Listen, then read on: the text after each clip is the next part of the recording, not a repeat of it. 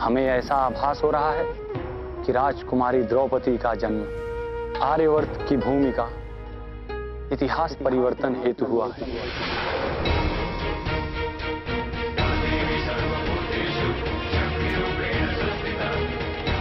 कृष्णा इस पृथ्वी से पाप का विनाश कर सत्य की स्थापना हेतु जन्मी।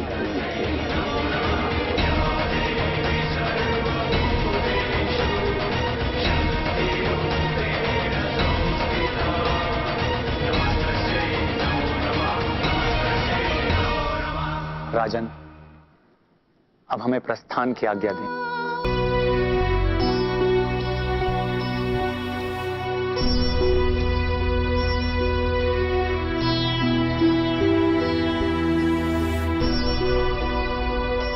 द्रौपदी के संदर्भ में आपने जो भी कहा वो उचित ही होगा, परंतु वासुदेव बाल्यावस्था से लेकर युवावस्था तक वो केवल आपको स्मरण करती आई है।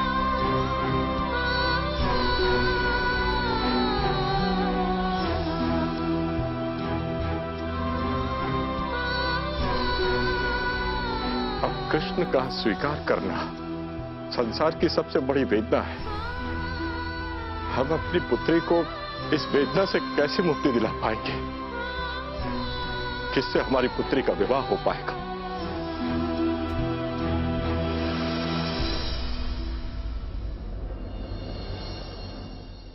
राजन, अब द्रौपदी का विवाह पांडुपुत्र अर्जुन से करवाएगा, हमसे नहीं।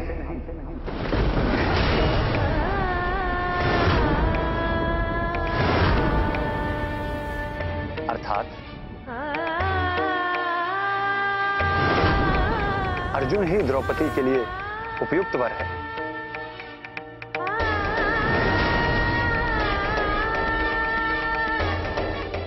अर्जुन हमारी बुआ का पुत्र है और आज पूरे आर्यवर्त में सर्वश्रेष्ठ वीर है। द्रौपदी जैसी विलक्षण कन्या के लिए अर्जुन जैसा श्रेष्ठ वीर ही उपयुक्त वर होगा।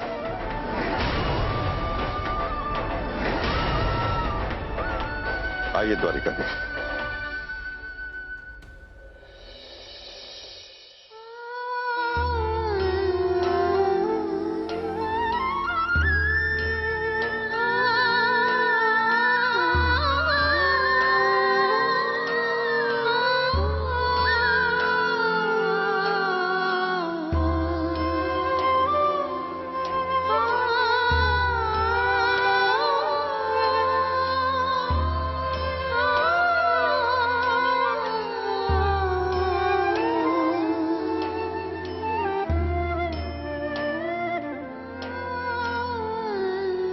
महाराज, श्री कृष्ण ऐसी व्यर्थ की बात कर भी कैसे सकते हैं? क्या उन्हें स्मरण नहीं कि अर्जुन हमारा शत्रु है? अर्जुन के कारण ही द्रोण ने आपको युद्ध में परास्त किया था तथा हमारा आधा राज्य भी हमसे छीन लिया। अब उसी परम शत्रु के साथ अपनी बहन द्रौपदी का विवाह कैसे कर सकते हैं पिताश्री?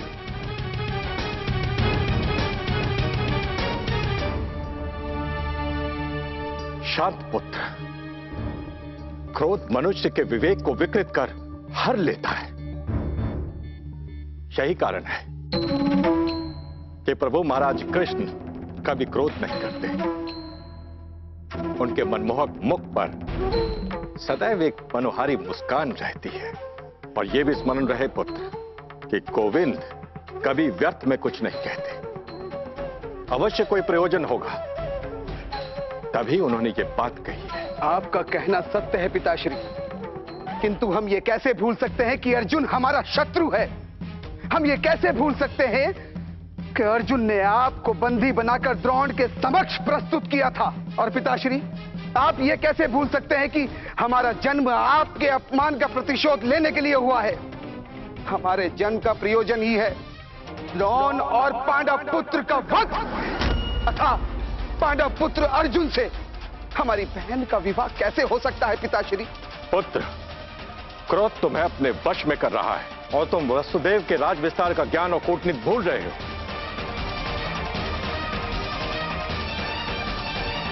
देखो पुत्र, तुम हमारे उत्तराधिकारी हो, इस राज्य के भावी महाराज हो तुम। तुम्हें राज्य का विस्तार करना है पुत्र। इस प्रकार क्रोध के वश में रहकर तुम अपने दायित्वों का निर्वाह कैसे कर पाओगे पुत्र? तो क्या पिताश्री, हम अपने जन्म का प्रयोजन भूल जाएं? नहीं पुत्र, किंतु तुम वासुदेव की बातें अवश्य भूल रहे हो। श्री कृष्ण ने कहा था, बिना रक्तपात, बिना शस्त्र के जो जीतता है वो महाविजेता कहलाता है। कृष्ण के इस कूटनीति का स्मरण करो पुत्र। विचार करो कि उनके कहने का अर्थ हो क्या सकता है। वो दूरदर्शी हैं। उनके कथन का तात्पर्य सदैव भविष्य के गर्भ में छुपा होता है। एक कान!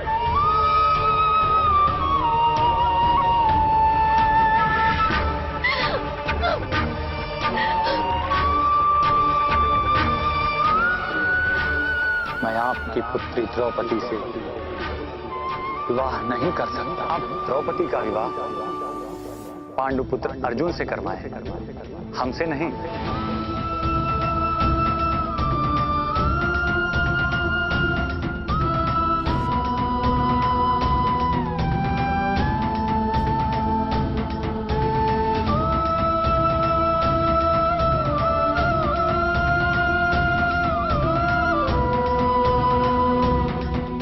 राजकुमारी,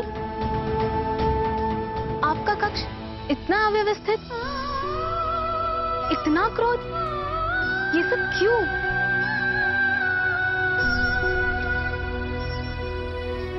ऐसा इसलिए क्यों?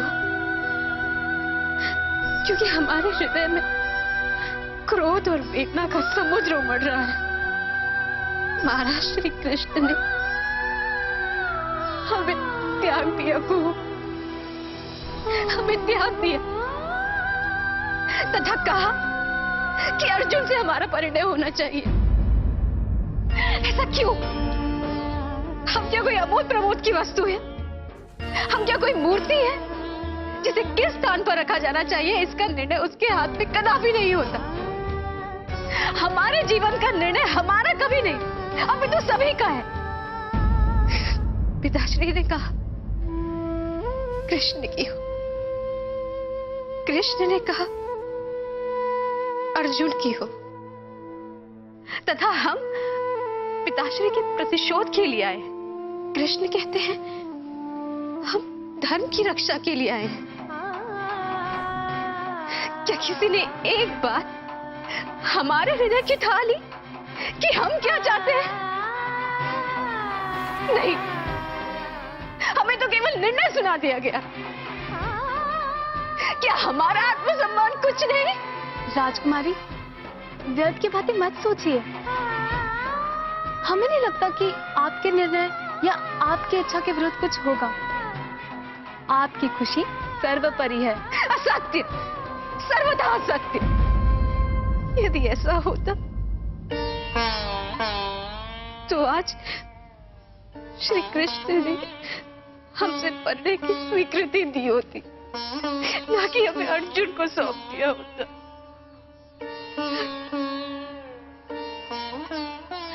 हम पूछते हैं हमारे साथ ऐसा क्यों हुआ?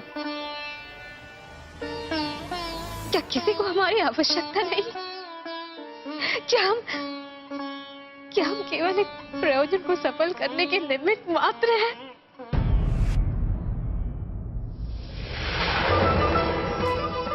जब तक हमें हमारे इन प्रश्नों का उत्तर नहीं मिल जाता, तब तक हम शांत नहीं होंगे। तथा हमारे इसी उत्तर के लिए हम जा रहे हैं पिताश्री के पास। श्री कृष्ण ने कहा था, बिना रक्तपात, बिना शस्त्र के जो जीतता है वो महाविजेता कहलाता है। कृष्ण के इस कूटनीति का स्मरण करो पुत्र। विचार करो कि उनके कहने का अर्थ हो क्या सकता है। वो दूरदर्शी हैं। उनके कथन का तात्पर्य सदैव भविष्य के गर्भ में छुपा होता है। आप कहना क्या चाहते हैं पिताश्री? पुत्र, हमें स्पष्ट कृष्ण की बातों का बोध हो रहा है। अति उत्तम। इसे कहते हैं भाग्य का खेल। और मायावी कृष्ण तो कभी व्यर्थ में कुछ कहते ही नहीं। पुत्र, उन्होंने तो एक साथ ही हमारी कई समस्याओं का निदान कर दिया है और मार्ग दिया है तुम्हें अपनी प्रतिज्ञा पूरी करने का। देखो, हमारा शत्रु अर्जुन नहीं, द्रोण है। विचार करो, यदि कृष्ण के कथानुसार हम द्रौपदी का विवाह अर्जुन से करते हैं तो यह साक्षात द्रोण की पराजय होगी। जिस अर्जुन के बल पर उन्होंने हमें परास्त किया था, अब वही अर्जुन हमारा जामाता होगा। विचार करो पुत्र। महान वीर अर्जुन, जो द्रोण का सबसे प्रिय शिष्य भी है, वो द्रौपदी को वरण करेगा। अर्जुन जब अपने गुरु के लिए हमें परास्त कर सकता है तो अपने ससुर के मान सम्मान और प्रतिज्ञा के लिए अर्जुन गांडीव से समस्त पृथ्वी पर तांडव भी मचा सकता है। और सबसे प्रमुख ये, द्रौपदी और अर्जुन के इस विवाह से स्वतः हमारे राज्य का विस्तार होगा, क्षत्रियों में हमारा गर्व बढ़ेगा। इसे कहते हैं कृष्ण की कूटनीति और दूरदर्शिता।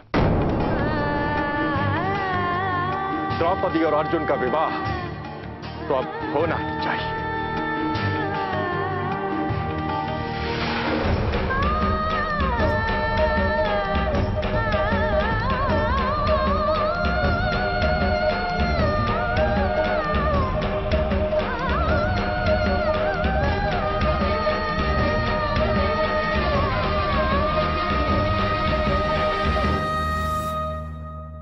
क्या नारी का जीवन ऐसा ही होता है? क्यों सदैव दूसरों के उद्देश्य की पूर्ति के लिए उसे ही माध्यम बनाया जाता है? राज्य विस्तार, सामाजिक प्रतिष्ठा तथा प्रतिशोध के लिए क्या हमारा विवाह अर्जुन से हो जाना चाहिए?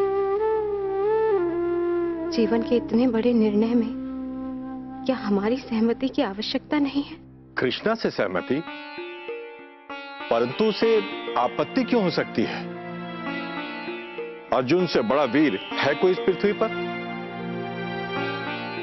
तथा स्वयं महाराज कृष्ण ने यह निर्णय लिया है। कृष्ण प्रभु, आपने ऐसा क्यों किया? परंतु महाराज, वो तो अभी तक कृष्ण से प्रेम करती है। उसका मन तो कृष्णमय है अभी तक। कृष्ण, वासुदेव, मार्गदर्शन कीजिए।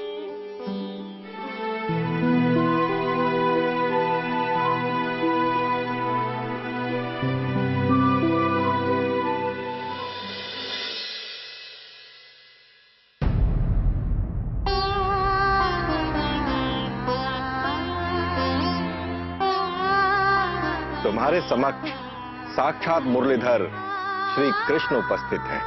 आशीर्वाद लो श्री कृष्ण से। राजकुमारी द्रौपदी को मेरा प्रणाम स्वीकार। मैं आपकी पुत्री द्रौपदी से विवाह नहीं कर सकता।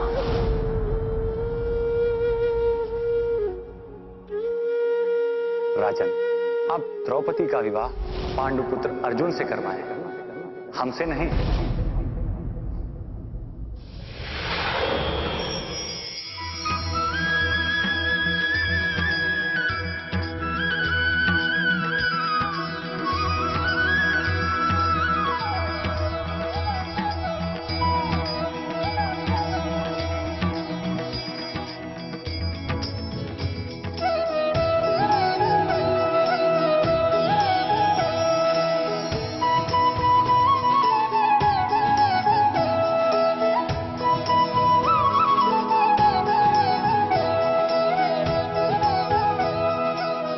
कृष्णा, इतनी विचलित क्यों हो? कृष्णा, हम तुम्हारी वेदना से भली भांति परिचित हैं। हमें ज्ञात है कि हमारे अस्वीकार करने के कारण तुम्हें कितनी क्लांति है। किंतु कृष्णा, हम तुमसे भिन्न कहां? कृष्ण और कृष्णा तो कभी अलग हो ही नहीं सकते। जिस प्रकार कृष्ण और कृष्णा एक हैं, उसी प्रकार कृष्ण और अर्जुन भी एक ही हैं। अर्जुन हमारी ही छाया है एवं अर्जुन भिन्न नहीं।